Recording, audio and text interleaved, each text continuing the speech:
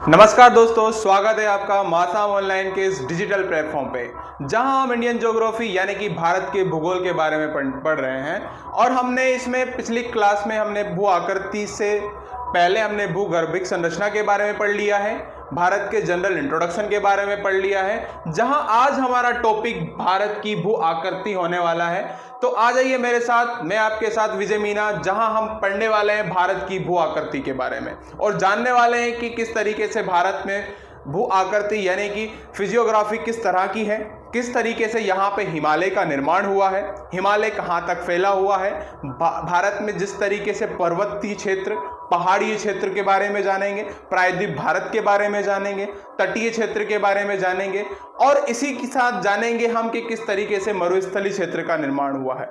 तो आ जाइए और बैठ जाइए तसल्ली के साथ, पेन कॉपी लेके।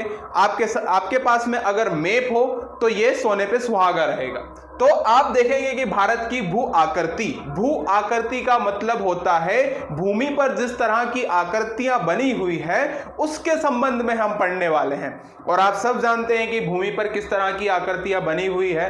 कहीं पे पहाड़ है, कहीं पे पर्वत है, कहीं पे मैदान है, कहीं पे पठार है, कहीं पे मरुस्थल है, तो कहीं पे तटीय क्षेत्र है दोस्तों। तो इन सब के बारे में हम डिटेल से पढ़ेंगे। लेकिन सबसे पहले मुद्दे की बात पे आते हैं कि हमारा जो हिमालय है, हिमालय के बारे में हम जानेंगे। सबसे पहले टॉपिक वाइज यानी कि हम पर्वतीय क्षेत्र के बारे में अगर पढ़ेंगे तो सबसे पहले ये जानेंगे कि हमारा भारत का सबसे बड़ा पर्वतीय क्षेत्र तो हिमालय है। तो हिमालय का जो निर्माण है वो कैसे हुआ और किस तरह से अलग अलग यहाँ पे सिद्धांत प्रस्तुत किए गए, क्योंकि आप भी जानते हैं ना कि कोई भी चीज बनती है तो अपने अपनी चीजों के अपने अपने विचार बताए जाते हैं, अपने अपने जो थॉट प्रोसेस होती है जिसको प्रस्तुत किया जाता है कि किसकी सबसे ज़्यादा स्वीकारनीय होगी, किसकी नहीं होगी। तो इस तरीके की चीज़ों को आज हम डिस्कस करने वाले हैं इस टॉपिक में, इस वीडियो में। तो मैं आपसे कहना चाहूँगा कि अगर आपको ये वीडियो पसंद आता है तो आप इसको लाइक कीजिए और चैनल को सब्सक्राइब कीजिए। तो आइए हम देखते हैं कि इस वीडियो में हम क्या देखने वाले हैं दोस्तों। तो सबसे पहले अगर मैं भारत की भू आकृति के बारे में बात करूं तो हमारा जो प्यारा भारत देश है, जहां पे सभी तरह की जलवायु स्थिति होने के साथ साथ भारत में सभी तरह की आकृतियां और भू आकृतियां स्थित है। मतलब कि मुझे नहीं लगता कि दुनिया में ऐसा कोई दूसरा देश होगा जहां पे एक ही देश में सभी तरह की विविधताएं हैं। आप देख रहे होंगे कि उत्तर में पर्वतीय क्षेत्र है, विशाल मैदान भी है, प्रायद्वीप पठार भी है, हमारे पास तटीय क्षेत्र भी है और उसी के साथ साथ जो हमें दिखता है दोस्तों मरुस्थलीय क्षेत्र भी है। यानी कि हम ना भारतीय भू आकृति के दृष्टिकोण से बड़े ही समृद्धशाली देशों में से आते हैं। और अगर मैं भारत की विशेष रूप से बात करूं तो ये जो हमारा देश है इसमें अनेकों प्रकार की भू आकृतियां बनी है, जिसमें से हम मेन आकृतियों के बारे में यानी कि पर्वतीय क्षेत्र, विशाल मैदान, प्रायद्वीपीय पठार, तटीय मैदान और मरुस्थलीय भागों के बारे में पढ़ेंगे। तो अगर मैं बोलूं कि यहाँ पे भू आकृति में अगर मैं देखा जाए कि देश के लगभग हम देख रहे हैं ना यहाँ पे कि पर्वतीय क्षेत्र भी है। ये क्वेश्चन फॉर्मेट में है, एज इट इज कभी कभी पूछ लिया जाता है, इसलिए मैंने यहाँ पे डायरेक्टली दे दिया है। क्या दिया है कि कितने क्षेत्र पर पर्वत है, कितने क्षेत्र पर पहाड़ियाँ हैं। तो हमारा जो टोटल 10.6% क्षेत्र पर पर्वत है, ठीक है। यानी कि कोई भी चीज अगर आप मेजर करते हैं तो वो 100% होती है और उस 100% क्षेत्र में हमारे पास जो पर्वत है दोस्तों, वो पर्वत कितना है, वो 10.6% है। समझने वाली बात है। यानी कि अगर टोटल लैंड हमारे पास 100% है तो उस पे 10.6% पे क्या है, हमारे पास में पर्वतीय क्षेत्र है। और इस अगर मैं मैप से ऐसे बात करूं तो अगर इतने क्षेत्र पे हमारे पास 10% क्षेत्र पे क्या है, पर्वत है। क्या है दोस्तों, ये हमारे पर्वत है। अगर नेक्स्ट की बात करूं कि हमारे पास नेक्स्ट क्या चीज है, तो अगर बोला जाए यहाँ पे 5% पे हमारे पास पहाड़िया क्षेत्र है। यानी कि अगर ऐसे में बता दूं कि 18.5% पे, यानी कि मोटा माटी हम 18% भी ले सकते हैं, तो यहाँ पे पहाड़ी क्षेत्र है, ये हमारा पहाड़ी क्षेत्र हो गया। अब नेक्स्ट अगर बात करें तो 27.7% पे हमारा पठारी क्षेत्र है। यानी कि अगर हम ऐसे बोल सकते हैं कि ये हमारा 27 जो है ये हमारा पठारी क्षेत्र हो गया। और बाकी का ये मैप में थोड़ा सा ऐसा है कि हम इसको ऐसे देख सकते हैं, तो ये वाला इलाका जो हमारा 43% है, ये हमारा क्या हो गया दोस्तों, ये हमारा मैदानी भाग हो गया। तो सबसे ज्यादा मात्रा में हमारे पास मैदानी भाग है जो कि 43% है। और इसके बारे में हम जानेंगे कि जो पर्वतीय क्षेत्र है उसमें हमारे पास कौन सा विशेष रूप से पर्वत विद्यमान है। तो देखते हैं और जानते हैं पर्वतीय क्षेत्र के बारे में। सबसे पहला जो टॉपिक है हमारा भारत का, उत्तर भारत का पर्वतीय क्षेत्र। तो भारत के उत्तर में हिमालय पर्वत है, आप सब जानते हैं। अगर दिशा के बारे में आपको ज्ञान होगा और ज्ञात होगा तो आपको जानकारी होगी कि भारत के उत्तर में एक विशाल हिमालय है जो कि हमारे सामरिक दृष्टिकोण से और आर्थिक दृष्टिकोण से बड़ा ही हमारे देश को एक समृद्ध बनाता है। और आप ये भी जानते होंगे कि जलवायु के लिए, यानी कि अगर हम मौसम की बात करें या फिर मॉनसून की बात करें, तो उसके हिसाब से भी हिमालय हमारे लिए बहुत ही एक क्या काम करता है कि मील का पत्थर साबित होता है दोस्तों। तो देखते हैं कि ये जो हिमालय है वो किस तरीके से इसका निर्माण हुआ है, किस तरीके से यहाँ इसकी संरचना बनी हुई है और यह किस प्रकार का पर्वत है दोस्तों। तो हम देखते हैं इसमें आगे की तरफ। तो हिमालय के बारे में अगर हम देखें विशेष रूप से, तो यहाँ पे दो चीजें निकल के आती है। वैसे यहाँ पे कई और भी सिद्धांत इसमें आते हैं इसके के लिए कि हिमालय का जो उद्भव हुआ है वो किन किन वजह से हुआ है, लेकिन मुख्यतः हम दो सिद्धांत के बारे में यहाँ पढ़ने वाले हैं। कौन से दो सिद्धांत हैं वो दोस्तों? हिमालय के उद्भव के दो जो कारण हैं, यानी कि कोई भी चीज होती है उसका उद्भव होता है तो उसका कारण भी होता है ना। अगर कोई भी मान लो कि कोई इधर जीव आया है तो वो कोई किसी ना किसी कारण से तो आया होगा ना। तो हिमालय के जो उद्भव के दो कारण हैं, उन कारणों में सबसे पहला जो भूसन्नति का एक सिद्धांत दिया है, ठीक है। कोबर एक व्यक्ति है जिसने क्या दिया है, भूसन्नति का सिद्धांत दिया है। और एक प्लेट विवर्तनिक थ्योरी हम बोल सकते हैं, यानी कि सिद्धांत बोल सकते हैं, मैकेंजी ने दिया है, ये कोबर ने दिया है। तो इन दोनों के बारे में इन दोनों लोगों ने अलग अलग तरह की बातें की हैं। किसी ने बताया कि सबसे पहले यहाँ पे टेथिस सागर था, तो यहाँ पे जब दो प्लेटें आपस में टकराई तो टकराने की वजह से मलबा ऊपर की ओर उठ गया और एक बड़े से हिमालय पर्वत का निर्माण हो गया। और एक जो महान विद्वान है उनका मानना है कि यहाँ पे पहले क्या था कि एक भूसन्नति थी। भूसन्नति का मतलब कि यहाँ पे गहरा गड्ढा था, आसपास दृढ़ खंड थे, यानी कि स्थलीय भाग था, और इसके साथ समय के साथ साथ यहाँ पे अवसाद जमा होता गया और दोनों वो खंड आपस में मिल गए और हिमालय का निर्माण हो गया। इनकी अलग अलग अपनी अपनी एक कल्पनाएं हैं, अपना अपना एक मानना है और सिद्धांत है, जिनके बारे में आज हम पढ़ने वाले हैं दोस्तों। तो आ जाइए आप और इस वीडियो को आप आराम से देखिए और समझिए कि किस तरीके से हिमालय का निर्माण हुआ है दोस्तों, और किस तरीके से हिमालय हमारे लिए महत्वपूर्ण होने वाला है। तो सबसे पहले अगर बात की जाए कि कोबर का भूसन्नति का सिद्धांत, तो भाई साहब ये भूसन्नति का सिद्धांत क्या होता है और इसको देने वाला कौन है और इसकी क्या सैद्धांतिक चीजें हैं। तो सबसे पहले अगर देखा जाए तो भूसन्नति का सिद्धांत पर्वतों के निर्माण की व्याख्या करता है। क्या करता है दोस्तों कि जो भूसन्नति का जो सिद्धांत है वो सबसे पहले क्या करता है, वो सबसे पहले करता है कि ये पर्वतों के निर्माण की व्याख्या करने वाला एक सिद्धांत है। और इसके बारे में कुछ खास बातें क्या हैं कि भूसन्नति एक कठोर द्रव्यमान से घिरे हुए जल के निकाय के लंबे, चौड़े और उथले अवसाद का क्षेत्र होता है। यानी कि अगर मैं मैप की सहायता से बताऊं, तो मैप की सहायता से अगर मैं इसको बना के बताएं तो एक ऐसा क्षेत्र आप मान सकते हैं जहां पे, अगर मैं आपको दिख रहा होगा ये चीज, तो मैं अगर बोलूं कि यहाँ पे एक भूसन्नति है, भूसन्नति यानी कि ये एक, यहाँ पे भी स्थलीय भाग है, यहाँ पे भी स्थल भाग है, यहाँ पे भी स्थलीय भाग है दोस्तों, और ये हमारा पूरा जल से भरा हुआ है।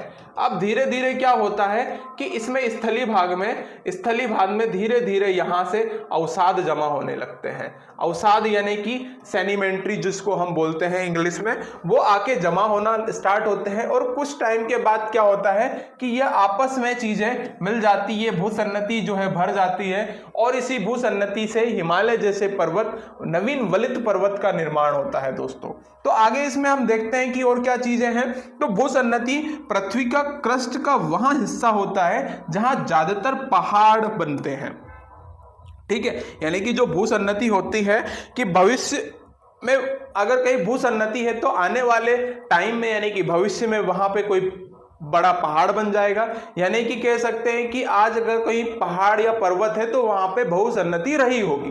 मतलब कहने का तात्पर्य यही है कि जैसे कि अगर आज कहीं गड्ढा है तो वहां कहीं आज पर्वत पठार बनने की संभावना है, यानी कि इस तरीके से। तो क्योंकि इनने बोला ही है भूसन्नति का जो सिद्धांत है वो पर्वतों के निर्माण की व्याख्या करता है, मतलब कहने का उनके पहली हेडिंग ही यही है, तो उसी से हम समझ सकते हैं।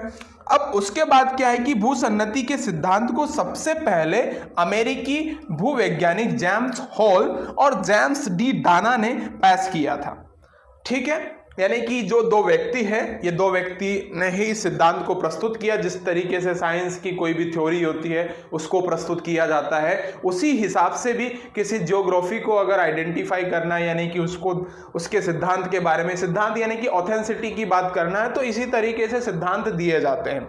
और आगे हम देखते हैं कि ये सिद्धांत कितनी रूप से कितना सही साबित होता है, कितना सही साबित होता है दोस्तों। मैप की सहायता से भी हम समझेंगे इसको। आप ये डायग्राम देख सकते हैं यहाँ पे कि जो ये सिद्धांत है, यहाँ पे एक स्थलीय भाग है और यहाँ पे भी स्थलीय भाग है, यहाँ पे जलीय भाग भरा हुआ है। यानी कि इसमें क्या होता है, धीरे धीरे इसमें कंकड़ पत्थर आके मिलना स्टार्ट हो जाते हैं और ये मिलते हैं और धीरे धीरे ये जो दोनों स्थलीय भाग है इसको दबाना स्टार्ट कर देते हैं, संपीड़न करना स्टार्ट कर देते हैं। संपीड़न करते हैं तो संपीड़न मतलब का ये मतलब होता है कि ये दोनों को प्रेशर करना स्टार्ट कर देते हैं। प्रेशर की वजह से जो अवसाद इनमें भरा हुआ है, अवसाद यानी कि जो कंकड़ पत्थर जो भरे हुए हैं वो ऊपर आ जाते हैं, एक टाइम पे ऐसे आ जाते हैं। अब ऐसे आने की वजह से यहाँ पे हिमालय जैसे पर्वत का निर्माण हो जाता है दोस्तों। तो यहाँ पे क्या चीज बताई गई है कि जो इस सिद्धांत के मुताबिक पर्वत श्रृंखला की दिशा उस जगह से मेल खाती है जहां सबसे ज्यादा तलछट जमा हुई थी और टेथिस भूसन्नति का प्रमुख उदाहरण है। यानी कि आज जहां हिमालय है वहां पे टेथिस नामक एक भूसन्नति हुआ करती थी, ये कोबर का मानना है, यानी कि जो सिद्धांत दिया गया है। तो आपको ये समझ में आ रहा होगा जिस सिद्धांत के बारे में हमने चर्चा की है। अब हम देखते हैं कि जो नेक्स्ट हमारा जो सिद्धांत है वो कौन सा है।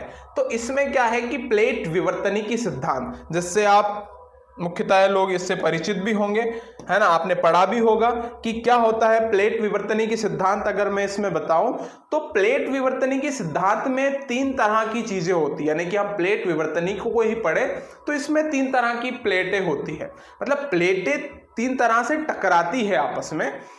प्रकार की तो बहुत 7 प्रकार की होती है, मतलब प्रमुख रूप से, लघु रूप से और ज्यादा प्रकार की भी होती है, लेकिन प्लेटें 3 प्रकार से इसमें टकराती है। ये आपको शायद सुनने में ऐसा लग रहा हो कि 3 प्रकार से कैसे टकराती है सर।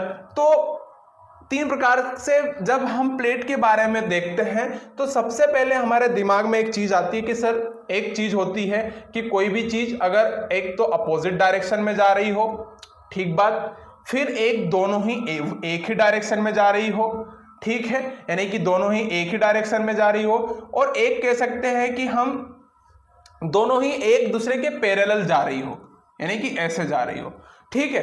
तो ये तीनों ही चीज अलग अलग तरीके से यहाँ पे प्लेट टकराई। प्लेट टकराने से क्या होता है कि एक भू आकृति का निर्माण होता है, जिसमें हम देखते हैं कि प्लेट विवर्तनिकी सिद्धांत प्लेटों के स्वभाव प्रवाह से संबंधित है और अध्ययन में है। तो इस सिद्धांत का जो प्रतिपादन है 1960 के दशक में किया गया था, जिसका सिद्धांत किसने दिया, Harris Hess, Wilson, Morgan, McKenzie, Parker आदि विद्वानों ने इस दिशा में महत्वपूर्ण ही योगदान दिया है। तो प्लेट विवर्तनिकी सिद्धांत द्वारा समुद्री तल प्रसार, महाद्वीपीय स्थापना, भूपटलीय संरचना, भूकंप, ज्वालामुखी क्रिया आदि की व्याख्या की जा सकती है। यानी कि इन वजह से भी अगर क्या होता है कि हम जानते हैं कि जो हमारी पृथ्वी है, पृथ्वी के अंदर बहुत ज्यादा मेग्मा भरा हुआ है, जो कि बहुत ही हम बोल सकते हैं कि तरल अवस्था में है। जब उसमें बहुत ज्यादा गर्मी होती है, यानी कि बहुत ज्यादा टेम्परेचर बढ़ता है, टेम्परेचर बढ़ने से क्या होता है कि वो टेम्परेचर बढ़ने से बाहर की तरफ निकलता है और वो कोई किसी भी तरह की जो होती है भू आकृति बनाता है। और हम जानते हैं ये कि जो हमारी जो पूरी अर्थ है वो मुख्यतः प्लेटों से मिलकर बनी है। तो प्लेट आपस में जब कभी टकराती है तो उसको हम भूकंप का नाम दे देते हैं कि जो दो प्लेट आपस में जब टकराती है या फिर दूर हो रही होती है तो भूकंप आता है ना। आपने सुना होगा कि जहां पे प्लेट के किनारे वाला जो इलाका होता है, यानी कि आप अगर हिमालय वाले उत्तराखंड वाले रीजन में जाएंगे तो वहां पे भूकंप ज्यादा आते हैं, है ना। और भूकंप आने का सबसे बड़ा रीजन यह है कि जहां पे प्लेट का किनारा होता है वहां पे भूकंप ज्यादा महसूस किया जाता है। तो इसमें हम जानेंगे कि इन सब वजह से भी एक आकार और निर्माण, आकार का यानी कि एक भू आकृति का निर्माण होता है।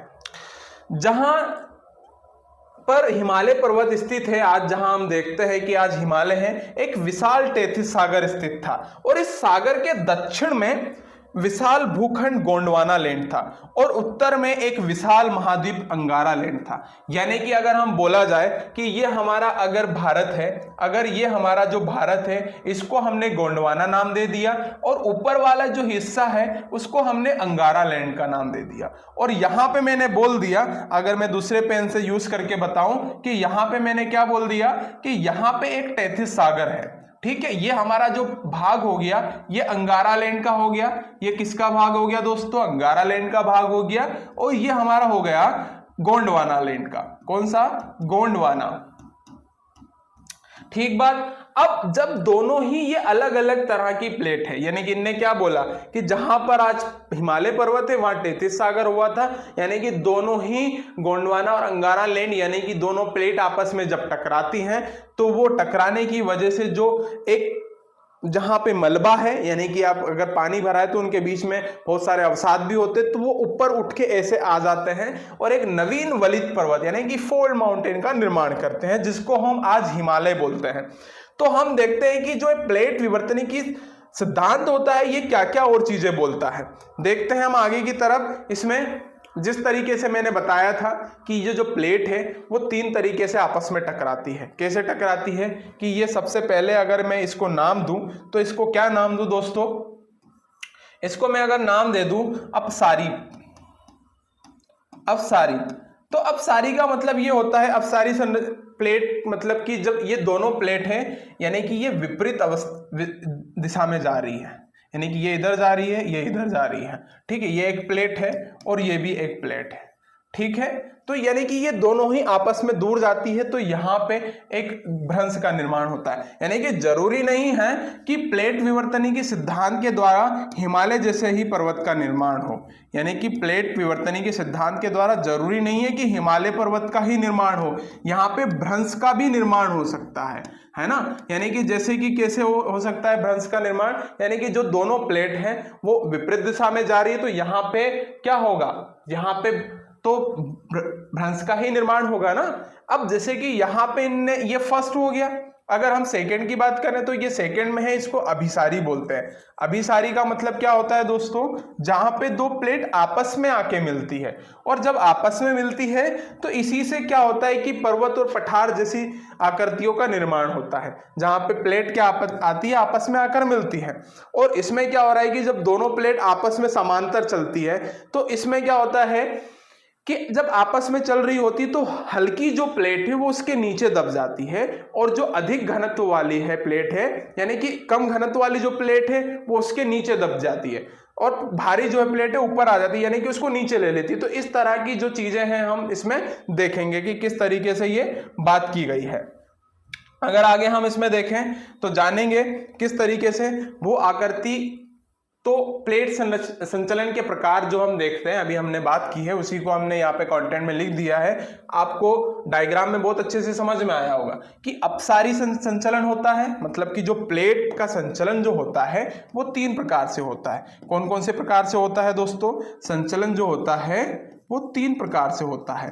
3 प्रकार कौन कौन से हैं? संचलन के जो 3 प्रकार है वो अपसारी संचलन है। अपसारी संचलन कौन सा संचलन दोस्तों? जिसमें क्या होता है कि प्लेट विपरीत अवस्था में भाग रही होती है, विपरीत स्थिति में भाग रही होती है। एक अभिसारी संचलन है दोस्तों।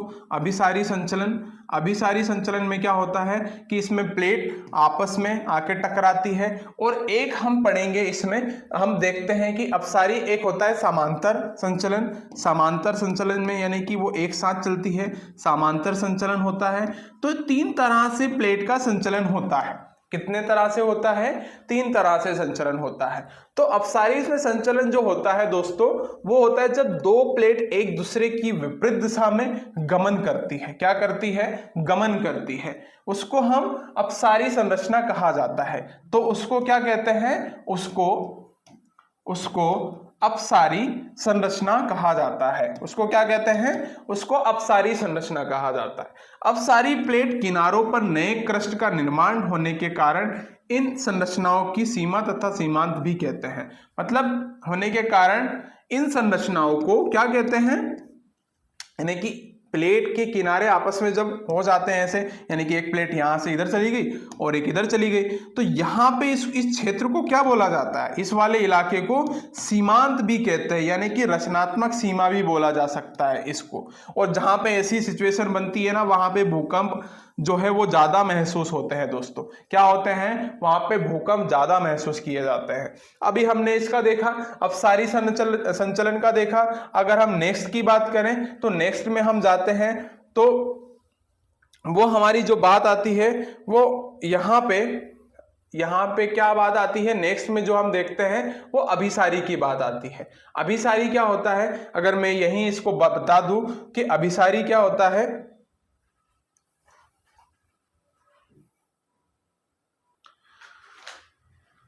तो दोस्तों इसमें हमने बात की है कि अपसारी संचलन की बात कर ली। इसके बाद अगर मैं बात करूं अभिसारी संचलन क्या होता है? अभिसारी संचलन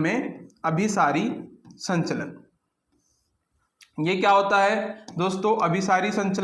अभिसारी संचलन का मेन चीज ये है कि इसमें जो 2 प्लेटें हैं वो आपस में आके टकराती है। यानी कि एक प्लेट ये हो गई, एक प्लेट इधर से आ रही है और एक प्लेट यहां से आ रही है। तो जब ये आपस में टकराती है तो इनके दोनों के बीच में जो मलबा है, क्या है? इनके दोनों के बीच में जो मलबा है वो क्या होता है? आपस में ऐसे उठ जाता है। ठीक है, तो इससे क्या एक पर्वत का निर्माण होता है। क्योंकि जब 2 प्लेटें, ऐसा नहीं है कि वो बहुत भारी नहीं है, बहुत भारी प्लेट आपस में जब टकराती है ना, आज हम देखते हैं कि हमारे टोटल जो कितने कॉन्टिनेंट है, 7 कॉन्टिनेंट है, वो अलग अलग तरीके से इसमें अलग अलग प्लेट पे फैले हुए हैं, 6 महाद्वीप है। तो वो कौन सी प्लेट पे कौन सा है, तो आपस में हम इसको टकराने से क्या होता है कि हिमालय जैसे पर्वतीय क्षेत्र का निर्माण होता है।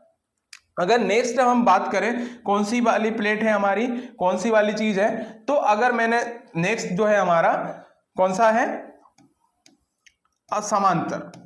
समांतर में क्या होता है? समांतर में होता है कि जब दोनों प्लेट समांतर चल रही होती है। कैसे कि समांतर इधर भी चल सकती है, ऐसे जब समांतर चलती है तो हल्की प्लेट हो सकता है कि उसके नीचे आके दब जाए और उससे टकराव होता है, तो एक नई चीज का वहां पे भू आकृति का निर्माण होता है। अब अगर आगे हम इसको एक मैप की सहायता से पढ़ें तो जो प्लेट के बारे में मैं आपको बता देता हूं। आज हम इस वीडियो में मुख्य रूप से हिमालय के निर्माण के बारे में पढ़ने वाले हैं। तो मैं ये चाहता हूं कि आप सिर्फ और सिर्फ हिमालय के निर्माण के बारे में पढ़ें। हम जो आने वाले वीडियो में हैं हिमालय के बारे में पढ़ेंगे, यानी कि हिमालय के निर्माण की जो प्रक्रिया है वो एक तरह से अलग है, और इसी के साथ साथ हिमालय की जो आकृति है कि उसमें हम देखेंगे किस तरीके से वहां पे वो फैला हुआ है, कौन से कहां तक क्षेत्र है, कितना उसका विस्तार है, कौन कौन से उस पे चोटियां स्थित है, कौन कौन से वो क्षेत्र में फैला हुआ है। तो यहाँ आपके सामने एक मैप दिख रहा होगा जिसमें बहुत सारी आपको प्लेट्स दिख रही होंगी।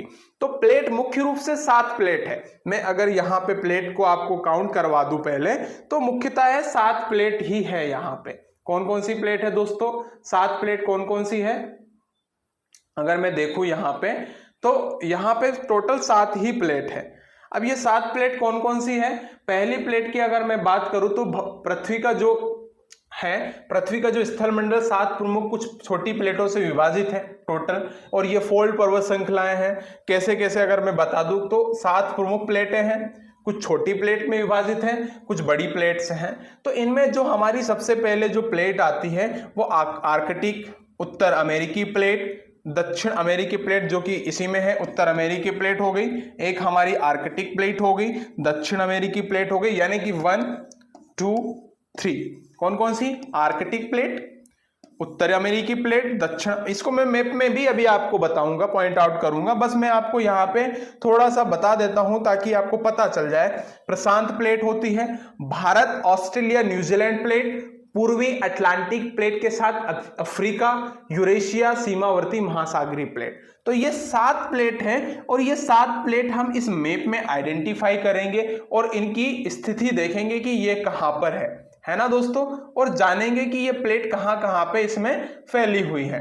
तो आइए मैप में हम देखते हैं कि जो प्लेटें हैं वो कहां कहां पे इनका विस्तार है और कहां कहां पे इनकी वास्तविक स्थिति है। जैसे कि आपको इसमें नजर आ रहा होगा कि हमारा जो भारत है वो भारत इंडियन प्लेट का हिस्सा आता है। एक तरीके से ये यूरेशियन प्लेट है ना। मैं अगर बता दूं तो ये क्या है, हमारी इंडियन प्लेट है।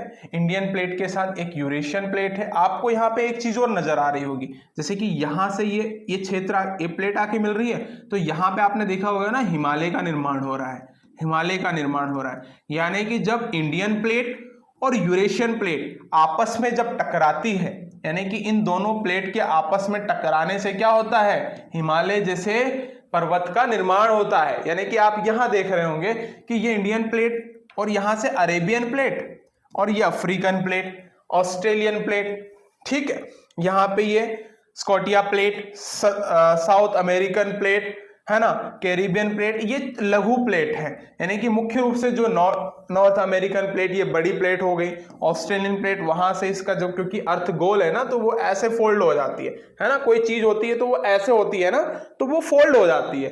तो ये हमारी जो अर्थ है गोल है। एक ये हमारी यूरेशियन देखो ऐसे जाएगी तो पूरी क्या, हमने यहाँ पे फ्लैट रूप में रखा है लेकिन ये गोल है ना। आप समझ रहे हैं क्या कहना चाह रहे हैं मैं। ये पैसिफिक प्लेट हो गई। तो ये सारी प्लेट मुख्य रूप से 7 मुख्य प्लेट हैं, उसके साथ साथ लघु प्लेट भी है। तो इनके बारे में हम नाम देख लेते हैं कि कौन कौन से हैं, क्योंकि क्या होता है कि कभी कभी हम देख लेते हैं नाम हमें पता नहीं रहता है, तो हम नाम के बारे में इसके बारे में जान लेते हैं कि कौन कौन से नाम है प्लेट के।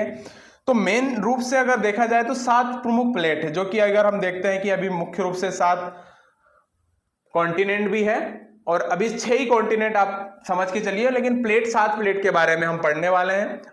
अंटार्कटिका और आसपास की महासागरीय, उत्तर अमेरिकी प्लेट जिसमें पश्चिम अटलांटिका और कैरिबियन महाद्वीप के साथ साथ दक्षिण अमेरिकी प्लेट से अलग होता है, ये दक्षिण अमेरिकी प्लेट होता है, ये हमने देख लिया। उसके बाद अगर हम देखें प्रशांत प्लेट भारत ऑस्ट्रेलियन या न्यूजीलैंड प्लेट, पूर्वी अटलांटिक तल प्लेट के साथ अफ्रीका, यूरेशिया और सीमावर्ती महासागरीय प्लेट। ठीक है, अगर हम इसमें कुछ अन्य महत्वपूर्ण प्लेट के बारे में बात करें तो वो कौन कौन सी है। कॉकसस प्लेट मध्य अमेरिका प्रशांत प्लेट के बीच में है, यानी कि जो हमारी प्लेट है कॉकसस प्लेट जो है वो मध्य अमेरिका और प्रशांत प्लेट के बीच में है। नाजाका प्लेट हमने देखा था वहां पे कहाँ है, दक्षिण अमेरिकी और प्रशांत प्लेट के बीच में है। अरब प्लेट मुख्यतः सऊदी अरब का भूभाग है इसमें। फिलीपीन प्लेट एशिया और प्रशांत प्लेट के बीच में है। कैरोलिन प्लेट आती है फिलीपीन और भारतीय प्लेट के बीच में आती है दोस्तों। फूजी प्लेट जो होती है ऑस्ट्रेलिया का उत्तर पूर्वी वाला जो भाग है उसको हम फूजी प्लेट के नाम से जानते हैं। जुआन डे फूका प्लेट उत्तरी अमेरिका प्लेट का दक्षिणी पूर्व में है। तो हमने यहाँ पे प्लेट के बारे में देखा और जाना कि किस हिसाब से यहाँ पे प्लेटों का विस्तार है। तो आई होप ये वीडियो आपको सब समझ में आया होगा। आशा करता हूं कि आपको चीजें यहां से क्लियर हुई होंगी कि किस तरीके से हिमालय का निर्माण हुआ है, जिसमें मुख्यतः हमने 2 सिद्धांत के बारे में चर्चा की है। आने वाले वीडियो में हम इसमें हिमालय की आकृति के बारे में बात करने वाले हैं। तो ये वीडियो मैं यहीं पे खत्म करता हूं और आपसे विदाई लेना चाहता हूं। बहुत बहुत धन्यवाद।